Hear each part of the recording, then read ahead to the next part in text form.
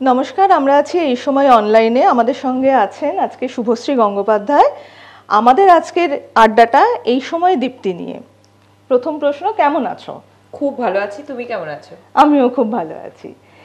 এই বছরের এই সময় দীপ্তির ফেস, তুমি এই সময় দীপ্তি নিয়ে কতটা excited? I am very very very excited, কারণ আমার মনে হয় যে দীপ্তির মতো ইভেন্ট আরও হওয়া উচিত। প্রত্যেক বছর দীপ্তি এই ইভেন্টটা হয় বলে আমরা অনেক ট্যালেন্টসের উইটনেস করতে পারি এবং ট্যালেন্টসদেরকে সুযোগ দিতে পারি। এবং আমি নিজে যেহেতু এরকম একটা ইভেন্ট বা কি বলবো ট্যালেন্ট হান্ট থেকেই উঠে আসা একজন এই ইন্ডাস্ট্রির কর্মচারী, সো খুব ভালো লাগছে।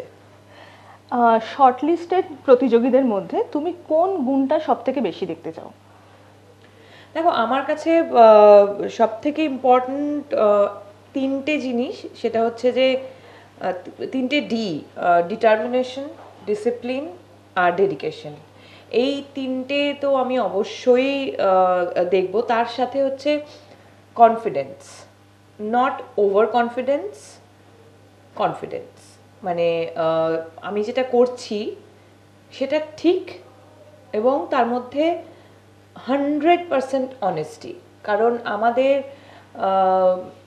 কাজটাই হচ্ছে এটা। যখন ধরো পর্দায় মানুষ আমাদেরকে অভিনয় করতে দেখে, তারা কিন্তু জানে যে আমরা অভিনয় করছি, কিন্তু তাও যখন আমরা কাঁদি তারা কাঁদে।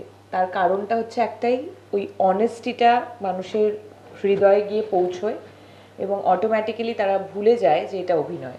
সো সেই অনেস্টিটা ইজ ভেরি ভেরি ইম্পর্ট্যান্ট। আমার মনে হয় সেটা যে কোনো স্টেজে, যে কোনো জায়গায় ওই অনেস্টিটা না ফিল করতে পারবে। সো আমি অবশ্যই সেই অনেস্টিটার দিকে লক্ষ্য রাখবো। এই বছর দীপ্তিটা শুধু কলকাতা নয়, সারা বাংলা জুড়ে। তো এই উদ্যোগটার কতটা প্রয়োজন ছিল বলে তোমার মনে হয়? আমার মনে হয় ইটস ভেরি ভেরি ইম্পর্ট্যান্ট।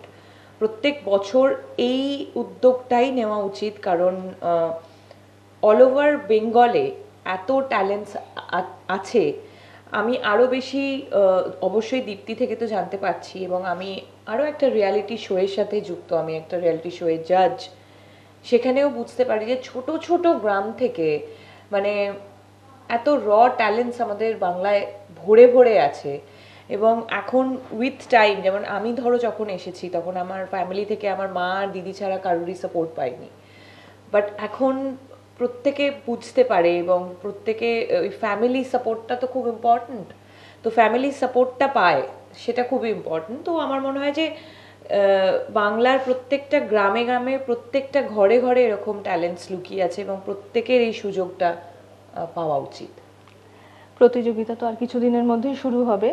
তার আগে প্রতিযোগীদের কিছু বলতে চাও? বিচারকদের মন জয় করবেন কি করে তারা? আমি শুধু একটাই সাজেশন দেব সবাইকে, যে be honest with your craft. মানে যেটাই করবে, যাই তোমাকে বলা হবে, জাস্ট মন থেকে ফিল করে করতে হবে। আমাদের ইন্ডাস্ট্রিতে বা আমাদের কাজে, স্পেশালি ক্যামেরার সামনে, ভেবে নেবে বিচারকদের চোখ হচ্ছে ক্যামেরা, তাকে কখনো মিথ্যে বলতে পারবে না। সো তুমি যতটা অনেস্টির সাথে তোমার পারফরমেন্স করবে, বিচারকের মন জয় করবেই করবে। এটা এমন একটা কম্পিটিশন যেখানে হয়তো একটু লাইফস্টাইল মডিফিকেশনটারও দরকার হয়।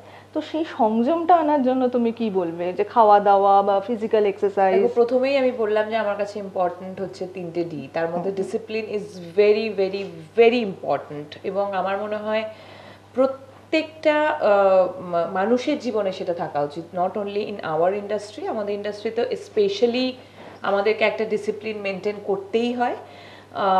তাছাড়াও প্রত্যেকের জীবনে একটা বেসিক মানে আমি এক্সাম্পল দিতে পারি। আমার ছোট্ট মেয়ে, জাস্ট 14 মান্থস, ওর জন্মের পর থেকে কিন্তু ওর লাইফে একটা রুটিন আছে।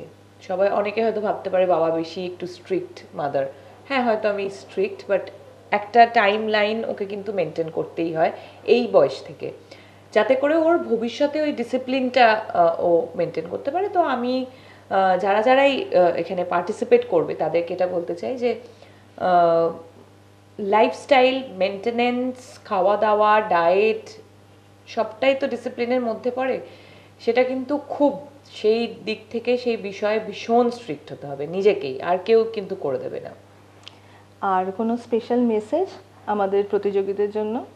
অল দ্য বেস্ট, মন খুলে প্রাণ খুলে আনন্দের সাথে মজা করে পার্টিসিপেট করো, এবং কোনো কিছু ভাববে না যে এটার রেজাল্ট কি হবে, কারণ আমাদের জীবনের প্রত্যেকটা দিন হচ্ছে এক একটা এক্সপিরিয়েন্স। সো এত বড় ইভেন্ট, দীপ্তির মতো এত বড় একটা ইভেন্টে এসে এতগুলো মানুষের সাথে মিট করবে, এতগুলো মানুষের সাথে কথা বলার সুযোগ পাবে, সেটাকে একটা এক্সপিরিয়েন্স হিসেবে নেবে। আমার এখনো মনে আছে, আমি যখন প্রথম এরকম একটা ইভেন্টের মাধ্যম দিয়ে এসেছিলাম, আমি কিন্তু সত্যি তখনও ভাবিনি যে আমি জিতবো না হারবো না, কি হবে ইন ফিউচার কি হবে আমি ভাবিনি। I was just enjoying that phase. আমি ওই এক্সপিরিয়েন্সটা উপভোগ করছিলাম, এবং সেটা পরবর্তীকালে অবশ্যই আমার অনেক কাজে লেগেছে।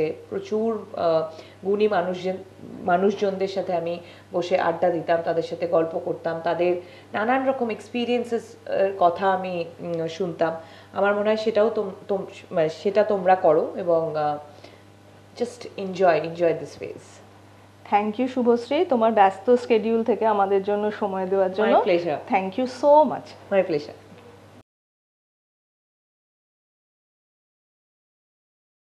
ফলো করুন এইসময়.com। আপডেটেড ভিডিও স্টোরির জন্য সাবস্ক্রাইব করুন আমাদের ইউটিউব চ্যানেল।